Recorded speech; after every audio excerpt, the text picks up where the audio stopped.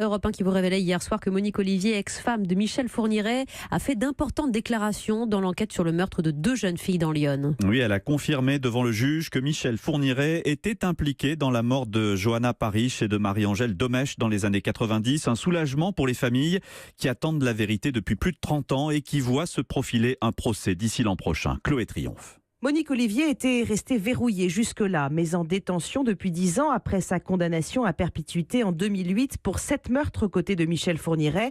Elle a pris du recul et hier, c'est en pensant aux familles, explique son avocat, qu'elle a finalement consenti à parler et à confirmer ses aveux de 2005 sur lesquels elle était revenue un an plus tard. Maître Richard Delgenès. Aujourd'hui, on voit que Monique Olivier est en détention pour une longue peine et qu'on voit que l'enjeu de la détention n'est pas là. C'est que manifestement, lorsqu'on l'interroge sur les faits, elle a manifesté l'envie et le besoin de pouvoir parler pour que les victimes puissent avoir des réponses à leurs questions.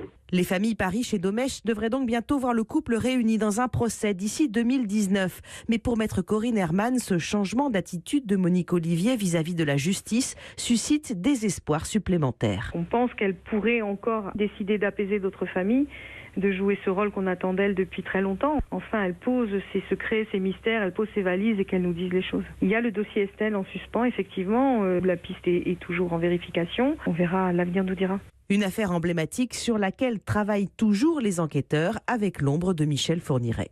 Chloé Triomphe.